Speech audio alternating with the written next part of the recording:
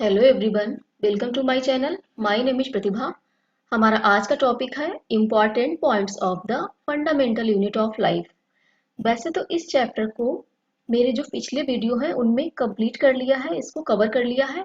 आज हम इस वीडियो में बात करेंगे इस चैप्टर के जो इम्पॉर्टेंट पॉइंट है या फिर कह सकते हैं the fundamental unit of life. Chapter की जो समरी है उसकी बात करेंगे। तो चलिए स्टार्ट करते हैं। तो सबसे पहला जो इम्पोर्टेंट पॉइंट है, the fundamental organisational unit of the life. क्या है ये? है एक सेल। इसको basic structural unit of life भी कहा जाता है।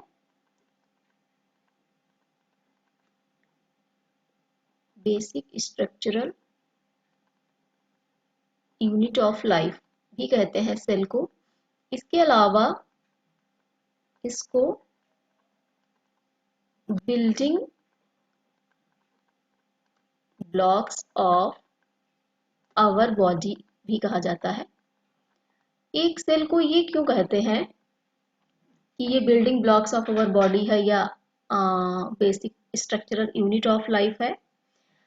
क्योंकि सेल का जो स्ट्रक्चर होता है, सेल का जो बेसिक स्ट्रक्चरल ऑर्गेनाइजेशन होता है, ये सेल को कई सारे फंक्शन करने में हेल्प करता है। ये सेल को कई सारे फंक्शन करने में हेल्प करता है। कौन से फंक्शन? जैसे कि रेस्पिरेशन की बात हो गई,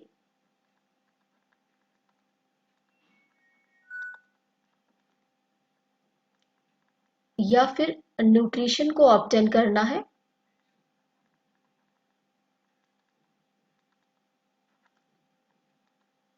ऑब्टेनिंग न्यूट्रिशन, या फिर जो वेस्ट मटेरियल होता है उसको क्लीन करना होता है, उसको क्लियर करना होता है।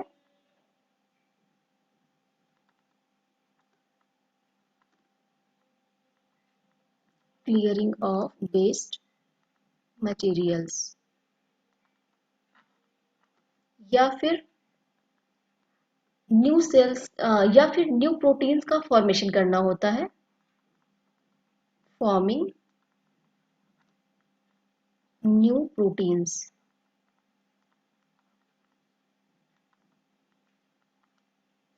तो ये सारे फंक्शन करने के लिए एक सेल का जो स्ट्रक्चर होता है वो इसको हेल्प करता है, इसके लिए इसको कहा जाता है fundamental organisational unit of life. आगे बात करते हैं।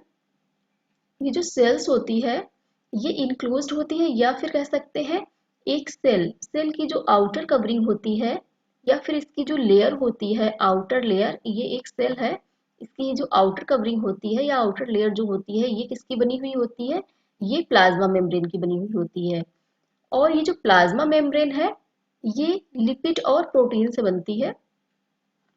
आगे बात करते हैं द सेल मेम्ब्रेन की बात करते हैं या प्लाज्मा मेम्ब्रेन की। अगर कहा जाए एक सेल का एक्टिव पार्ट क्या होता है, एक सेल का एक्टिव पार्ट क्या होता है, तो वो है सेल मेम्ब्रेन। सेल मेम्ब्रेन को एक सेल का एक्टिव पार्ट कहा जाता है।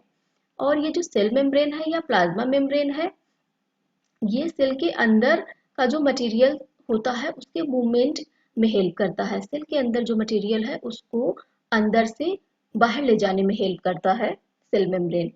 आगे बात करते हैं प्लांट सेल की। प्लांट सेल्स में सेल वॉल पाई जाती है। ये सेल वॉल जो है मेनली सेलुलोज की बनी हुई होती है, ये सेलुलोज की बनी हुई होती है। और ये सेल वॉल सेल मेम्ब्रेन के आउटसाइड में प्रेजेंट होती है, सेल मेम्ब्रेन के आउटसाइड में प्रेजेंट होती है। अब ये जो सेल वॉल है, सेल वॉल की प्रेजेंस क्या करती है, तो देखते हैं। सेल वॉल जो प्रेजेंट होती है, इनमें जो प्लांट्स, फंजाई और बैक्टीरिया की जो सेल्स होती हैं ये हाइपोटोनिक मीडिया में भी अपने आप को बनाए रखती हैं। ये हाइपोटोनिक मीडिया में भी अपने आप को बनाए रखती हैं, क्योंकि सेल वॉल जो होती है वो इसके लिए हेल्प करती है। Cell wall cell wall plants, fungi और बैक्टीरिया में जो सेल्स होती हैं उनको नष्ट होने से बचाती है। क्योंकि ये जो हाइपोटोनिक मीडिया होता है, जब इसमें मॉलिक्यूल्स क्योंकि हाइपोटोनिक मीडिया जो होता है इसमें सेल कुछ इस तरह से श्रिंक फॉर्म में होती है।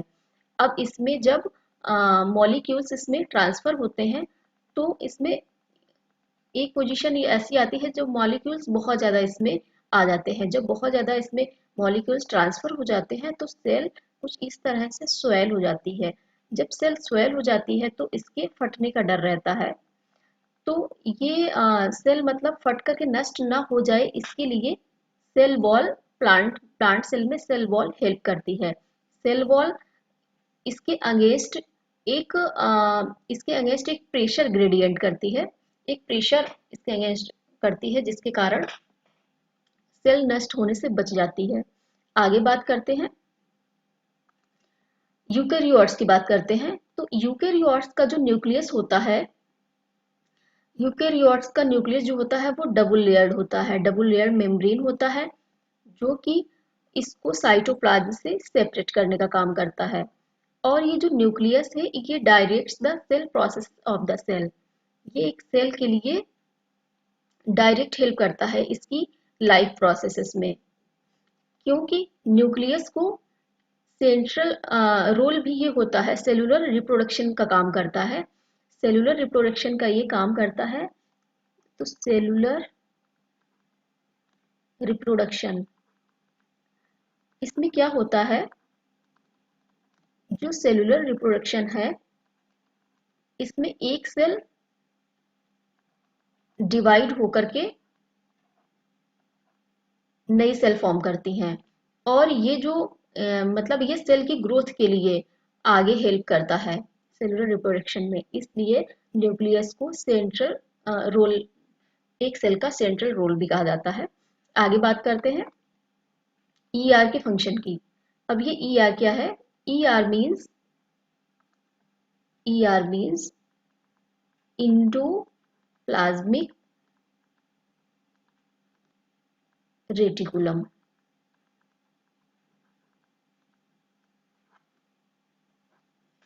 तो इंडोप्लाज्मिक रेटिकुलम के फंक्शन की अगर बात करते हैं तो ये इंट्रासेलुलर ट्रांसपोर्ट का काम करता है। इसके इसमें जो मटेरियल्स होता है वो मटेरियल्स को एक जगह से दूसरी जगह ट्रांसफर करने का काम करता है, एक पैसेज प्रोवाइड कराता है। इसके अलावा ये मैन्युफैक्चरिंग सरफेस की तरह भी काम करता है, क्योंकि जो एंडोप्लाज्मिक रेटिकुलम होता है उसकी सरफेस पे राइबोसोम्स अटैच्ड होते हैं और जिस सेल में राइबोसोम अटैच्ड होते हैं वो प्रोटीन की मैन्युफैक्चरिंग के लिए जाना जाता है। इसलिए ईआर जो है मैन्युफैक्चरिंग सरफेस की तरह भी काम करता है। आगे देखते हैं गोल्गी ऑपरेटर्स की बात हो रही है। तो जो गोल्गी ऑपरेटर्स होता है ये एक बेसिकल्स फॉर्म में रहता है। ये इसमें जो बेसिकल्स इसके होते हैं ये मेम्ब्रेन बाउंड बेसिकल्स होते हैं और ये स्टैक्स फॉर्म में होते हैं, जैसे कि कुछ इस तरह स्टैक्स फॉर्म में होती हैं, एक के ऊपर एक ये कुछ इस तरह से लगे हुए होते हैं। तो इसी को कहते हैं स्टैक्स ऑफ मेम्ब्रेन बाउंड बेसिकल्स। और गाल्गी ऑपरेटर्स के फंक्शन की बात करते हैं तो ये सब्सटेंसेस के स्टोरेज का काम करते हैं, मॉडिफिकेशन का काम करते हैं और इसकी पैकेजिंग की भी काम करते हैं।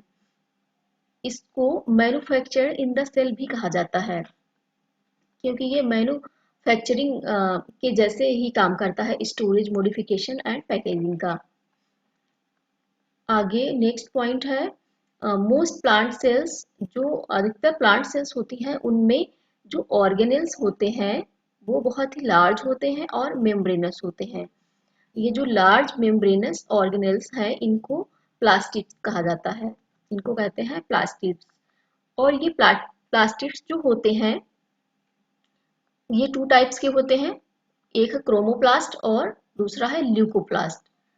जो क्रोमोप्लास्ट है, क्रोमोप्लास्ट में एक पिगमेंट पाया जाता है उसको बोलते हैं क्लोरोफिल।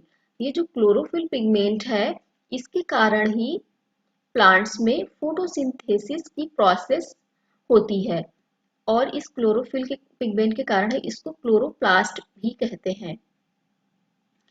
और ये बात करते हैं ल्यूकोप्लास्ट की अगर, तो ल्यूकोप्लास्ट का जो प्राइमरी फंक्शन है या मेन फंक्शन इसका होता है, ये स्टोरेज का होता है। नेक्स्ट, प्लांट सेल की जो मैच्योर सेल्स होती हैं, प्लांट सेल में जो मैच्योर सेल होती हैं उनमें वैक्यूल जो होता है वो बहुत ही लार्ज वैक्यूल होता है। ये जो लार्ज वैक्यूल इसमें होता है, ये सेल की टर्जिडिटी को मेंटेन रखने में हेल्प करता है। इसके अलावा जो इम्पोर्टेंट सब्सटेंसेस होते हैं उसके साथ वेस्टेज को भी ये स्टोर करने का काम करता है। आगे बात करते हैं प्रोकैरियोटिक सेल्स की। प्रोकैरियोटिक सेल्स में कोई भी मेम्ब्रेन बाउंड ऑर्गेनेल्स नहीं पाया जाता है। इसमें इसके जो क्रोमोसोम्स होते हैं वो केवल न्यूक्लिक एसिड के होते हैं। इसके क्रोमोसोम केवल न्यूक्लिक एसिड के होते हैं और इसके कारण इसको कहते हैं न्यूक्लियोइड। इसके कारण इसको न्यूक्लियोइड भी कहा जाता है। और प्रोकैरियोटिक सेल्स में बहुत स्मॉल राइबोसोम्स पाए जाते हैं जो कि प्रोकैरियोट्स के लिए ऑर्गेनेल्स का काम करते हैं। Next, cells in organism divide for growth of the body, replacing dead cells and forming gametes for reproduction. Organism की जो सेल्स होती हैं जब इनको ग्रोथ की आवश्यकता होती है तो ये डिवाइड होती हैं, या फिर जो डेड सेल्स हो गई हैं उनको रिप्लेस करने के लिए भी ये डिवाइड होती हैं। इसके अलावा गैमीट के फॉर्मेशन के लिए भी सेल्स डिवाइड होती हैं। तो ये सारी प्रोसेस जो होती है इसको बोलते हैं रिप्रोडक्शन। तो ये हमारा था आज का वीडियो। इसमें जो फंडामेंटल यूनिट ऑफ लाइफ के इम्पोर्टेंट पॉइंट को डिस्कस किया है मैंने। इसमें जो ये इम्पोर्टेंट पॉइंट हैं जैसे कि प्लाज्मा मेम्ब्रेन के बारे में या फिर सेल वॉल के बारे में, न्यूक्लियस के बारे में हो गया, इंडोप्लाज्मिक रेटिकुलम, गोल्गी ऑपरेटस के बारे में, क्रोमोप्लास्ट है, प्लास्टिड्स है, प्रोकैरियोटिक सेल्स हैं, या फिर रिप्रोडक्शन की प्रोसेस है, इनके बारे में डिटेल डिटेल जो इनका है वो मैंने इससे जो पिछले वीडियोस है उसमें कवर किया है। तो इसकी डिटेल्स के लिए आप उन वीडियोस को देख सकते हैं। ये हमारा आज का जो था एक समरी की तरह वीडियो था उसी से रिलेटेड। तो आई होप आपको आज का वीडियो अच्छा लगा होगा।